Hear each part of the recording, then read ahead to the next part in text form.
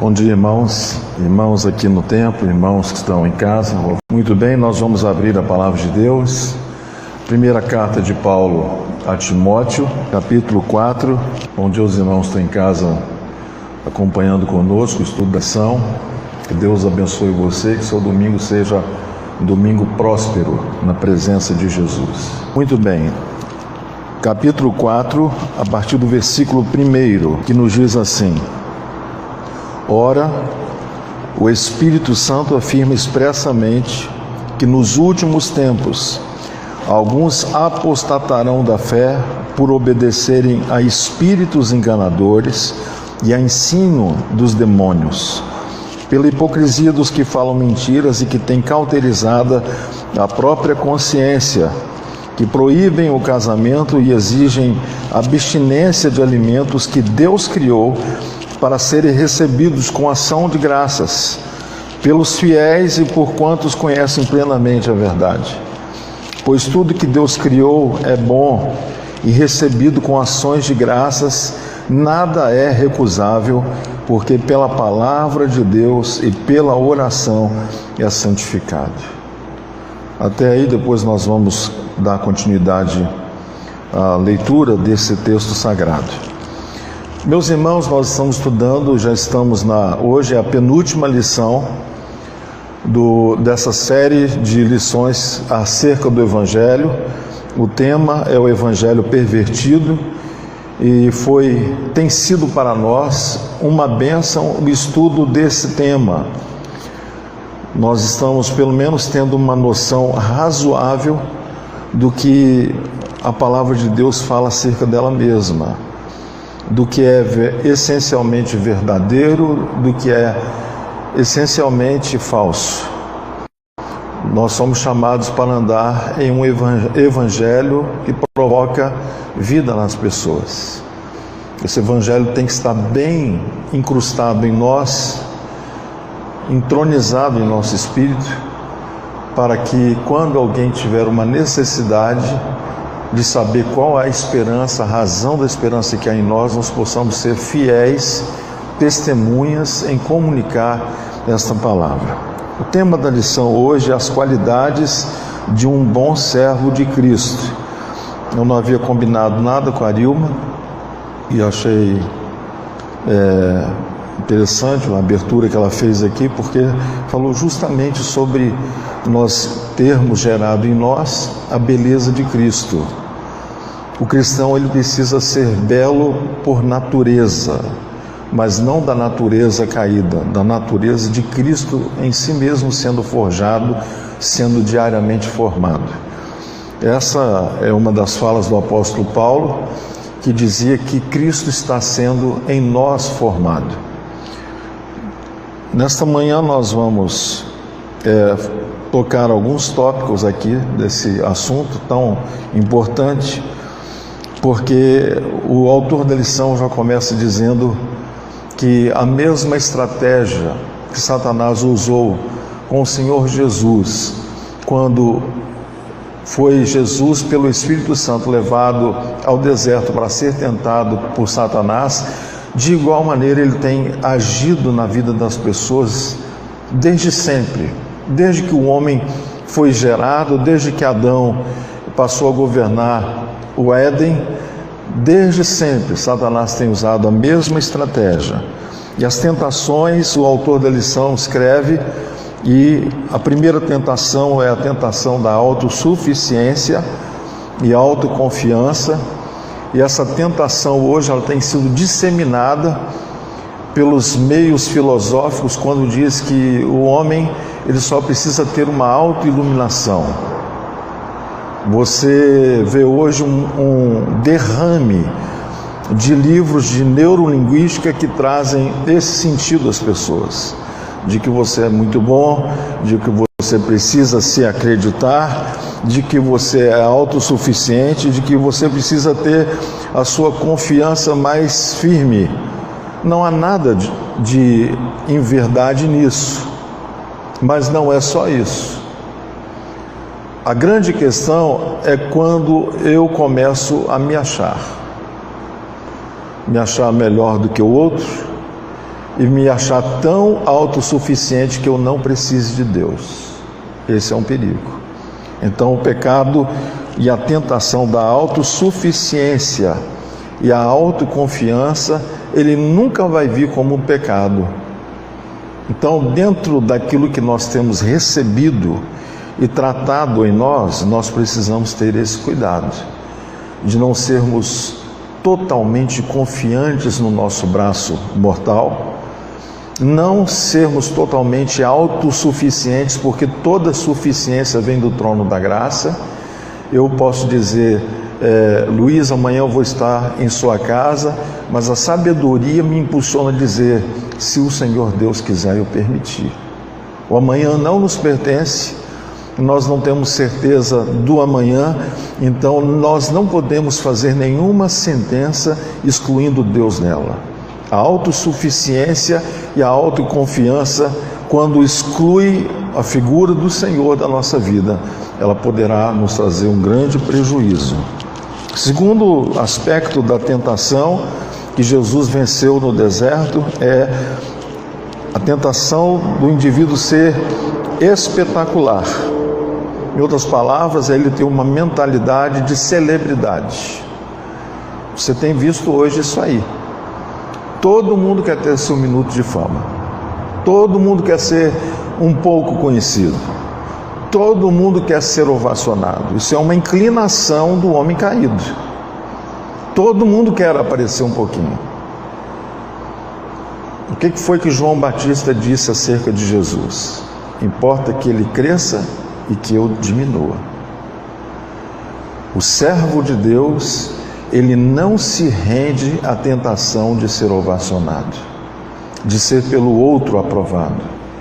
A única aprovação que deve nos preocupar é: o que faço tem agradado o coração de Deus ou não? O que faço tem trazido glória ao meu Deus ou não? Então essa segunda tentação, que é a tentação do ser espetacular, de tornar-se uma celebridade, continua na agenda de Satanás. Ele sempre vai tentar nos fazer inclinar para esses preceitos que nós estamos falando aqui. A terceira tentação que Jesus sofreu, que nós vamos ter também essa tentação várias vezes na nossa vida, é a tentação de querer controlar tudo. Irmãos, nós não controlamos tudo. Nós não temos controle sobre todas as coisas. O único que é poderoso e tem todo o poder nas mãos é o Senhor Deus. É por isso que o texto sagrado diz que o cavalo prepara-se para a batalha, mas a resposta vem do Senhor. Nós fazemos bem a nossa parte, mas Deus é quem vai permitir que tenhamos sucesso ou não. E tratando-se de sermos a igreja do Senhor, servos do Deus vivo, nós temos que ter a preocupação de saber que em tudo que eu fizer, a minha primeira preocupação deve ser: isso vai acontecer apenas para a minha satisfação pessoal, ou estou colocando Deus como objetivo do que eu faço? Quero dizer uma coisa aos irmãos aqui nesta manhã e aos que estão em casa nos acompanhando, é que até no serviço na casa do Senhor nós temos que ter essa preocupação de não cedermos às tentações do maligno, principalmente no que diz em sermos aprovados ou ovacionados. Semelhança de João, nós precisamos ter, não nos lábios e na língua, mas em nosso espírito, a intenção que vai resultar em ação, que é a intenção de que importa que o Senhor cresça e eu diminua. E quando nós nos humilhamos na presença do Senhor, automaticamente nós somos abençoados, somos aprovados pelo nosso Pai. Então o servo, ele não pode controlar qualquer coisa. Nós não temos controle sobre as coisas. Você já viu a pessoa que tem esse prazer de querer controlar tudo e todos? Eu acho que todos nós aqui, em medidas pessoais, queremos controlar tudo e todos, mas nos frustramos sempre quando algo foge ao nosso controle. O servo não pode mudar ou consertar pessoas. Nós não temos esse poder. Eu tenho o dever, sim, de testemunhar do que Cristo fez em minha vida e o que pode acontecer na sua vida se você submeter-se ao senhorio dele. Mas eu não posso converter e nem devo converter ninguém, porque a partir da hora que eu uso os meus argumentos, eu vou estar me colocando no lugar do Espírito Santo de Deus. O dever da nossa vida é apenas testemunhar. A pessoa vem, desabafa com você, você diz: olha, fulano, eu quero compartilhar uma coisa com você. Eu vivi uma situação semelhante à sua, mas eu tive uma saída, eu tive um escape. Eu entreguei minha vida para Jesus e Ele mudou minha sorte. Ponto final, irmãos. Essa é o nosso dever, esse é o nosso dever. Agora o resto é com o Espírito de Deus. Nós não vamos controlar e nem convencer ninguém. E você pode ter uma coisa, pode ter certeza do que eu vou dizer. Quando você se torna um filósofo do Evangelho, você vai ficar frustrado, porque vão aparecer na sua vida, na sua rotina diária, pessoas que talvez conheçam a palavra de Deus mais do que você, e que irão constranger você, e que irão colocar você em um beco sem saída inúmeras vezes. Então não tente controlar ninguém, não tente mudar ninguém, não tente consertar ninguém. O nosso dever, além de testemunhar, nós temos o dever de interceder. Nós podemos interceder. Testemunho e intercedo por você. Na quinta-feira, quando eu preguei sobre André, o apóstolo, que morreu crucificado, irmão do apóstolo Pedro, carinhosamente chamado pela igreja de São Pedro, e não há nada de errado nisso, porque o sangue de Jesus o santificou. Então André, que morreu crucificado como prova do seu amor a Cristo, a Bíblia diz que ele foi um evangelista. A primeira pessoa que ele ganhou para Cristo foi o seu irmão Pedro, aquele cara problemático, sanguíneo, explosivo, impulsivo, mas ele teve um encontro com Jesus que mudou o temperamento dele por causa do testemunho de André. O que foi que André fez? Bateu boca com Pedro? Nunca. Ele só falou assim: encontrei o Messias, vim de verde. É tão simples o que Deus pede para nós que nós nos esquecemos. O que Jesus pede para você? Encontrei o Messias, vim de verde. E quando você traz a pessoa para ter um encontro com o Senhor e Salvador, o que acontece? O resto é com o Espírito Santo. A gente fica preocupado quando você ainda não está sob o governo do Espírito, de saber: ai meu Deus, hoje será que é o fulano, é o João que vai pregar? Não, será que é a Maria que vai pregar? Se for a Maria, eu não vou levar não, porque eu me identifico mais com o João. Mas às vezes naquele dia Deus quer usar Maria para falar com o seu convidado. Essa obra não é nossa, essa obra é do Espírito. Amém, irmãos? Amém? Você em casa também? Dá um glória a Deus aí também dentro de casa. Glorifica o nome do Senhor na sua casa. O servo não deve se preocupar com quem recebe o crédito. O servo não pode ministrar na carne ou totalmente sozinho. Misericórdia de mim e de todos os que fazem uso aqui neste santuário, se forem ministrar sem a presença do Espírito Santo. Aí são só conhecimentos que não passam de uma cultura. Nós não queremos só a letra, nós queremos a vida por detrás da letra. E a vida por detrás da letra, ela só se manifesta se aquele que ministra está debaixo da unção e da direção do Espírito Santo. A apostasia, então, é algo que o apóstolo Paulo se preocupa em falar ao seu jovem discípulo Timóteo. Capítulo 4, então, no versículo 1 a 5, eu vou retomar a leitura e vou pontuar algumas coisas aqui. Ora, o Espírito afirma expressamente que nos últimos tempos alguns apostatarão da fé. Quando virá a apostasia? Hoje. Pastor, estamos vivendo os últimos tempos hoje? Para nós é. Para nós temos esse sentimento de que estamos vivendo os últimos dias. Então, quando acontecerá a apostasia? Hoje. Hoje está acontecendo a apostasia no meio do povo de Deus. O que é apostasia? Apostasia é sair da posição que você antes ocupava. Apostasia é o abandono da sua fé genuína. E o que o apóstolo Paulo fala sobre a quantidade de apóstatas? Ele diz aqui que alguns vão apostatar. Essa palavra me traz até um certo consolo. Eu espero que esse algum seja menos do que 50%. Porque quando Jesus fala acerca do arrebatamento, ele diz que um será deixado, outro será tirado.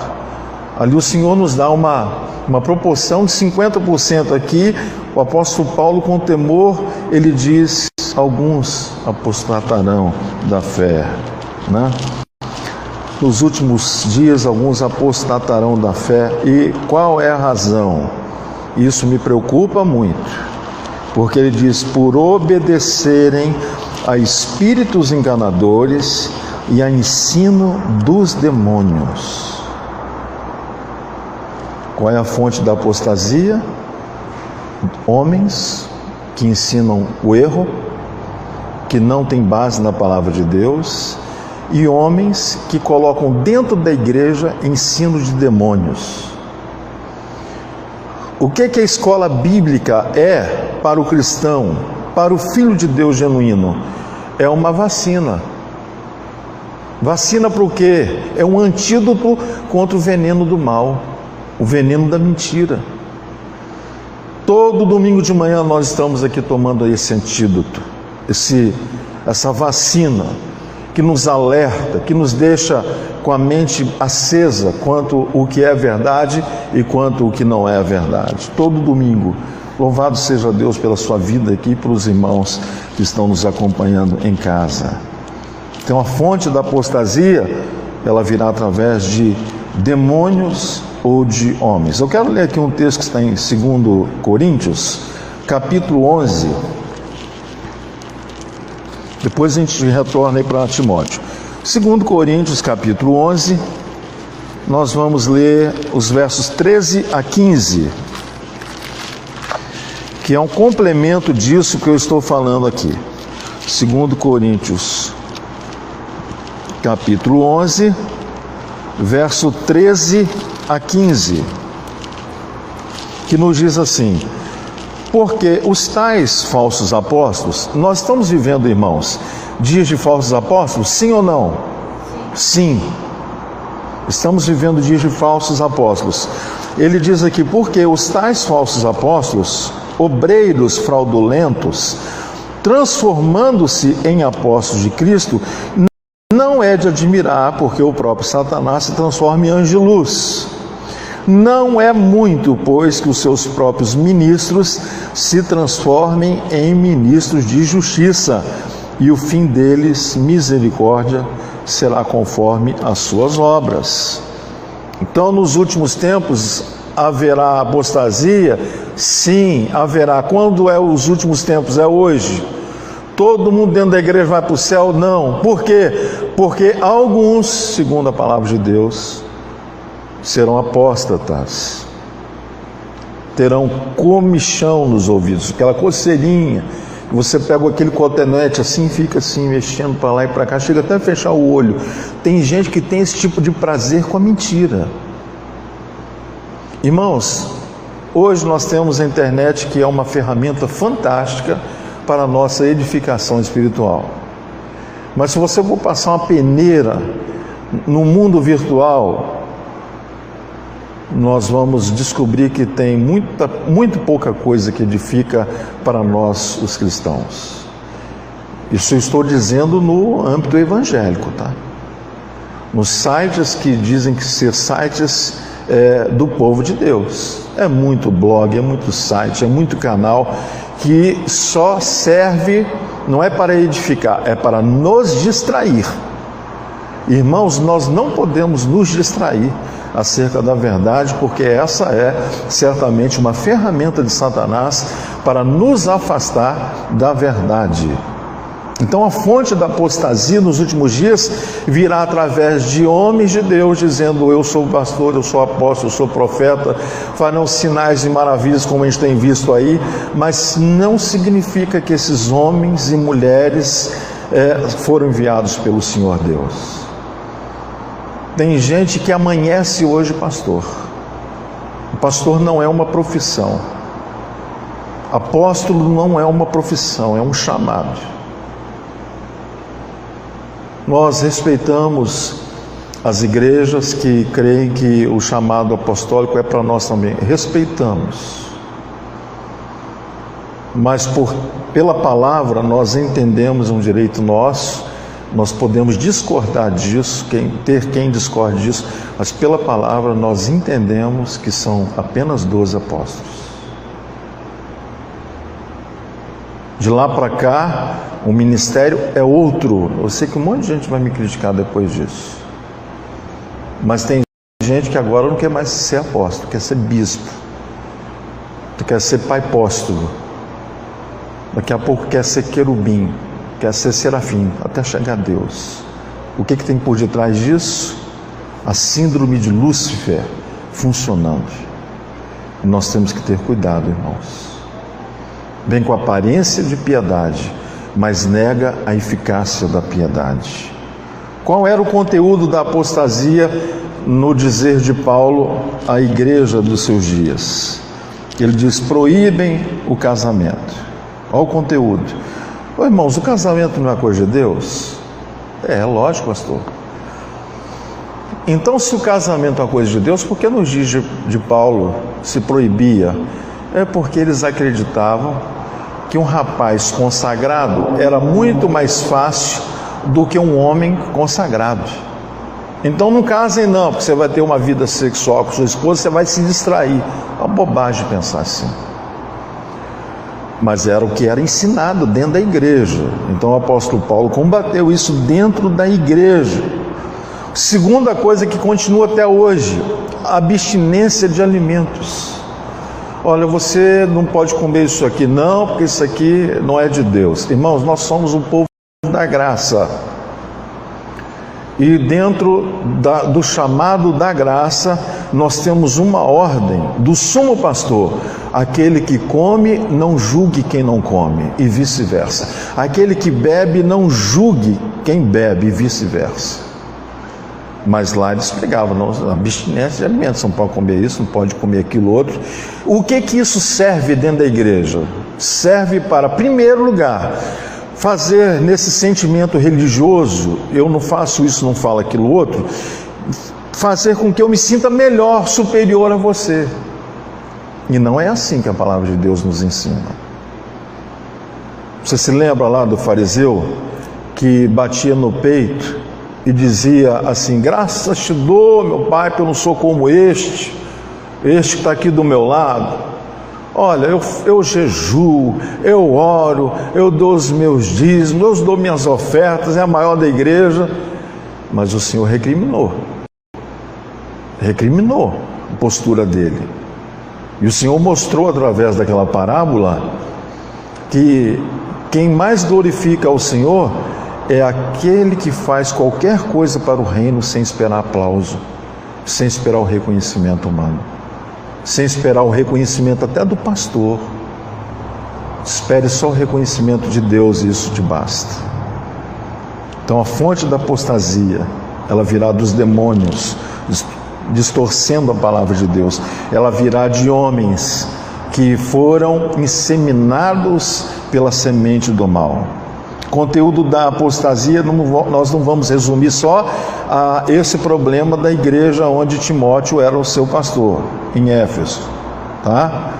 Não é o que comemos que contamina, é o que nos diz a palavra. Jesus disse lá em Marcos 7,15: que não é o que entra na boca do homem que o contamina, mas é o que sai da boca do homem que contamina. É o que está no coração do homem. Atos 10, versículo 9 a 10, você sabe dessa passagem de cor, quando desce, o Pedro tem uma visão e desce do céu um lençol com coisas que Pedro considerava imundas. Torresmo, pururuca, bacon, feijoada. Ele falou: misericórdia, eu não vou comer isso. Só o religioso falando. Aí ele ouve aquela voz que foi uma repreensão: não considere imundo aquilo que o Senhor santificou. Então o que come, não condene o que não come. Está escrito. Se a pessoa lá acha que está errado comer, então respeite ela, mas não desgaste o seu relacionamento por causa de uma postura que não vai alterar o aspecto da salvação. Amém, irmãos? Objetivos da apostasia. 2. Seduzir e afastar os crentes da fé. Esse é o objetivo da apostasia. Então, nesse tempo de tanta filosofia, de tanto vagar da mente em coisas que achamos serem até proveitosas, nós devemos ter cuidado. Um dom do Espírito que eu aconselho que os irmãos orem diariamente, pedindo a Deus para que seja um instrumento em você, é o dom chamado discernimento do Espírito. Irmãos, não dá para viver nesse mundo caído sem sabedoria, sem discernimento do Espírito. Eu tenho atendido pessoas aqui de todo tipo e em muitas situações. E eu vejo que muita coisa que se instala na alma, no coração, nos sentimentos do indivíduo, não vieram através dos sentidos físicos, mas vieram através dos sentidos espirituais. O primeiro deles veio uma seta, um dardo inflamado do maligno, com uma ideia perversa, um pensamento inadequado, que a pessoa começa a acariciar aquilo na mente, daqui a pouco é um problema que fica incontrolável. Apostasia. Apostasia. Geralmente aqueles que acolhem os dardos inflamados do maligno. Tem gente que acha que um dardo maligno é uma enfermidade. Pode ser, mas não é só isso. Os piores dardos são aqueles que atingem o nosso quartel-general, que é a nossa mente. Então tenha cuidado, porque o objetivo da apostasia é seduzir e afastar os crentes da fé, falsos mestres, falsos ensinos. Vamos ver o que Paulo diz a Timóteo acerca das qualidades do bom servo. Diz aqui assim, versículo 6: expondo estas coisas aos irmãos, será bom ministro de Cristo Jesus, alimentado com as palavras da fé e da boa doutrina que tem seguido. Aquele que se alimenta e ensina a doutrina tem em si o sinal do bom servo. Olha o que ele diz aqui: e serás bom servo de Cristo. Ó, pastor, será que isso aqui não é uma palavra só para pastores e professores? Não, é para você que é um servo de Deus. Você pode não ter a eloquência para pregar em um púlpito. Você pode não se sentir à vontade para falar para duas pessoas sentadas te ouvindo. Mas você pode ser um instrumento de Deus falando pessoalmente com um amigo, com uma amiga, e depois orando por aquela pessoa, e isso vai identificar em você que, como um bom servo de Cristo, você tem qualidades que são geradas em você pela pessoa do Espírito Santo. A Bíblia aperfeiçoa o servo. A Bíblia alimenta e habilita-nos perfeitamente para toda boa obra. A palavra de Deus tem esse poder em nós. Então, quando alguém dá ouvido à palavra de Deus, e quem está falando a palavra de Deus é alguém que foi capacitado pelo Espírito Santo, a pessoa que ouve, ela vai ser tremendamente abençoada e impactada pelo evangelho que sai através de você. O bom servo rejeita o falso ensino. Versículo 7 nos diz assim: para isto fui designado, errei aqui, mas rejeita as fábulas profanas e fábulas de velhas caducas. Exercita-te pessoalmente na piedade. Eu acho até assim curioso como Paulo fala que nós devemos rejeitar fábula, lendas, porque não irão nos edificar. Mas se tem uma coisa que tem hoje acontecido demais, são fábulas e lendas. A internet está cheia disso aí. São os fakes da vida. E quando digo que é fake, não são as más notícias que vêm intencionalmente para assustar e depois a gente compartilha com um monte de gente, passa até vergonha. Eu não compartilho mais nada assim, irmãos, a não ser que eu tenha certeza que seja de fato importante alguém saber. Porque hoje nós estamos vivendo tempo de fakes, notícias falsas. E tem gente, você já observou que tem gente, quanto pior, mais desgraçada é a notícia, mais prazer essa pessoa tem em compartilhar? As lendas, as fábulas das velhas caducas. É o que o apóstolo Paulo está dizendo aqui. Então, o bom servo rejeita o falso ensino, ele rejeita a mentira. O bom servo se exercita na piedade, versículo 7 e versículo 8, mas rejeita as fábulas, no versículo 8, pois o exercício físico para pouco é proveitoso, mas a piedade para tudo é proveitosa, porque tem a promessa da vida que agora é e da que há de ser. Isso nos interessa, daquilo que eu posso em Cristo ter o prazer de gozar agora e em Cristo ter o prazer de gozar no porvir ou na vida futura.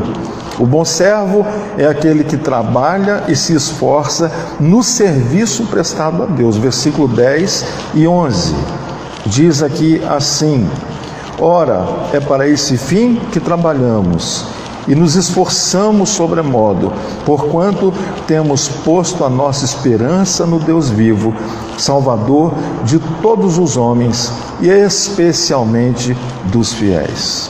Ordena e ensina estas coisas. O servo de Deus, ele precisa ter um espírito não só de quem serve, mas ele precisa ter prazer no trabalho. Ele precisa ter o prazer em trabalhar. Eu já ouvi dentro da igreja e repreendi duramente pessoas que diziam assim: olha, eu queria ver quem foi que criou o trabalho para eu dar uma bronca nessa pessoa. Não vou usar nem o termo que a pessoa usou. Eu precisei dizer: quem inventou o trabalho foi Deus, irmão. E Jesus, quando veio esse mundo, disse assim: porque o meu Pai trabalha até agora e eu trabalho também. E também sabemos pela palavra que aquele que não trabalha não deve comer.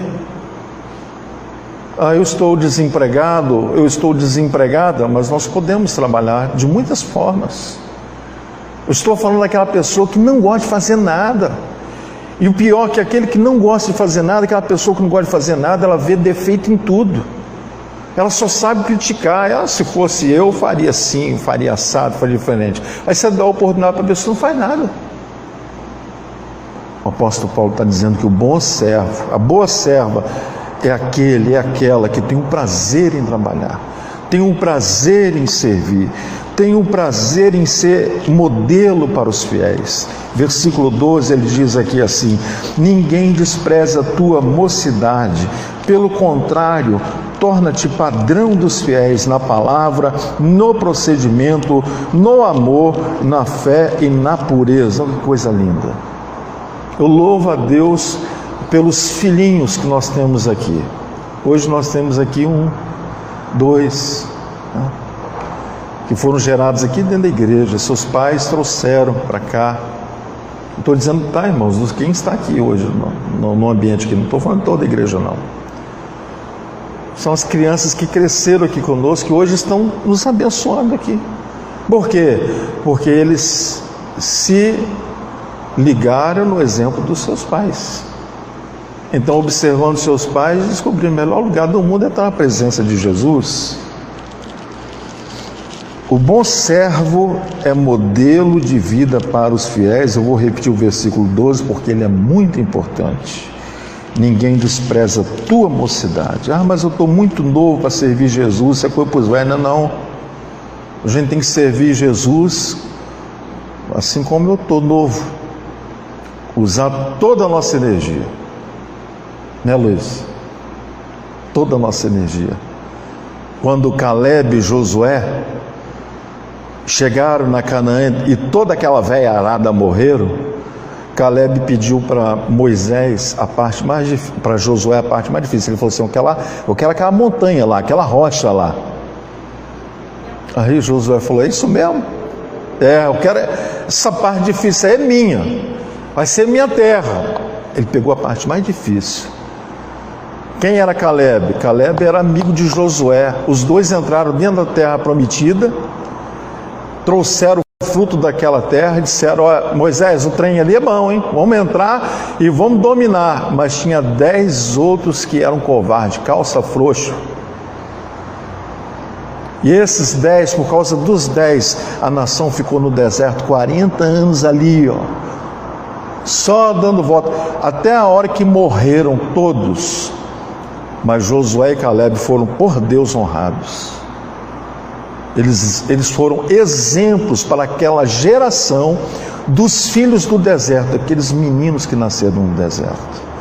E Caleb disse assim: assim como eu saí do Egito, a minha força e o meu vigor físico para conquistar continua o mesmo. Irmãos, dá uma tristeza quando eu ouço pessoas de 50, 60, 70 anos dizendo: eu estou velho, eu estou velha. E se estiver perto de mim, eu olho para a pessoa, às vezes nem falo, mas fico olhando e falo assim: está muito velho, está pior do que imagina. Porque, irmãos, velhice é estado de espírito. Se Deus começou a usar o seu servo Moisés aos 80 anos, eu nem 80 anos tenho ainda, então eu desculpo, eu tenho muita coisa para aprender e servir ao meu rei com a minha idade ainda. Os irmãos que estão aqui hoje na igreja, romper os medos, louvado seja Deus pela sua vida.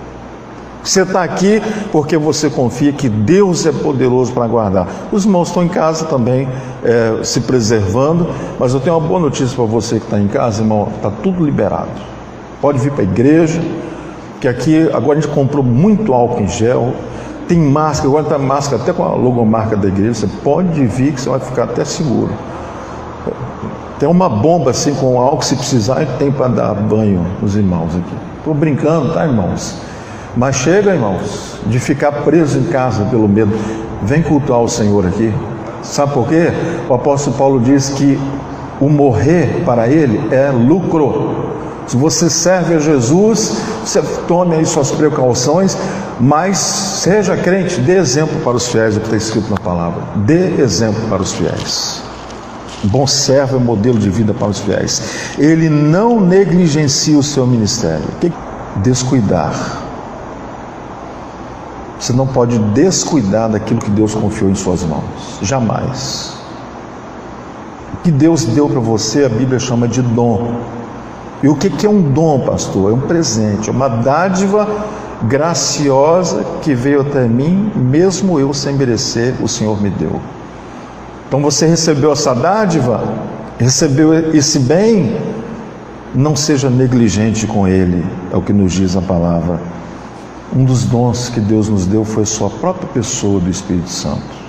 E quando o Espírito Santo entra em nós, nós temos direito pela promessa de termos a operação dos seus dons em nós. Para você que está em casa, irmão, você que está aqui, orem pelos dons espirituais. Profecia, interpretação, línguas, batismo com o Espírito Santo. Ore, peça a Deus para Jesus batizar você com o fogo dele, e você vai ver como é que você vai ser um crente melhor. Como não negligenciar? Estou chegando no final. Hoje eu estou sem minha revistinha aqui, irmãos, Aí eu fiz aqui, fiz uma cópia rapidinho aqui para poder destacar os melhores pontos. Como não negligenciar ou descuidar? Primeiro, dedicando atenção ao ensino. O que é, pastor, dedicar atenção ao ensino? É você prestar atenção a tudo que tem sido falado em o nome do Senhor Jesus. Segundo, perseverando e dedicando em tudo que você faz. Não é só na vida secular, na vida pessoal, mas especialmente na vida espiritual.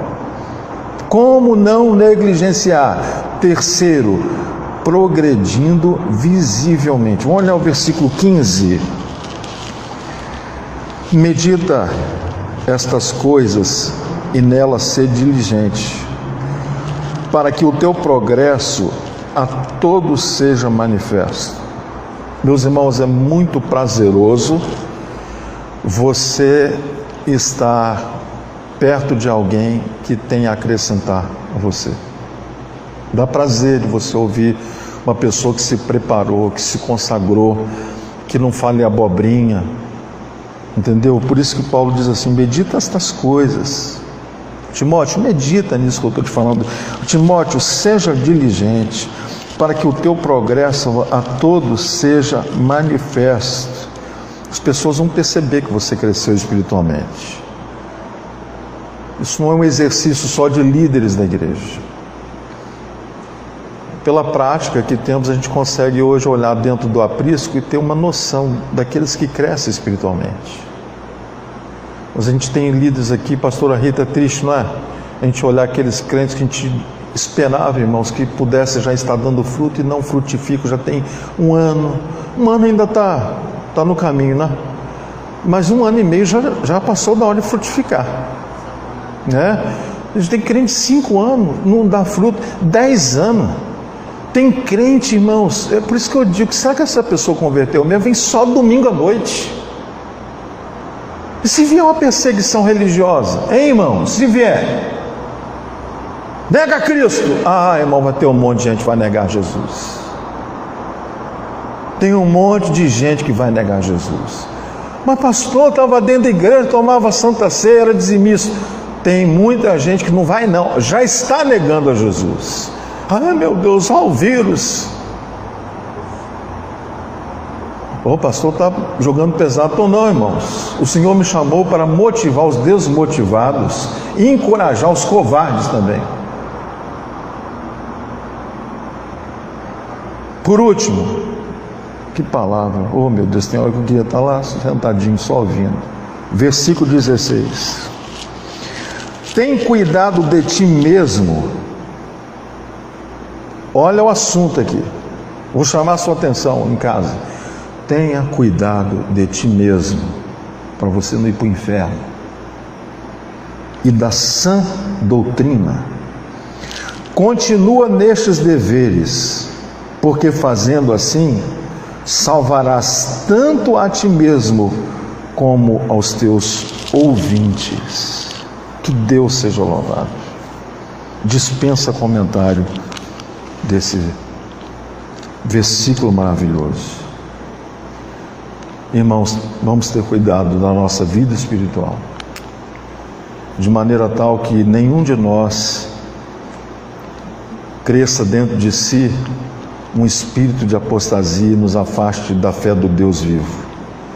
Que a nossa fé seja firme na rocha, que a nossa fé seja firme no Senhor e Salvador Jesus. Que a nossa fé seja exemplo para os demais, de tal maneira que as pessoas, ao nos olharem, possam desejar conhecer Jesus a quem servimos. Que Deus nos abençoe.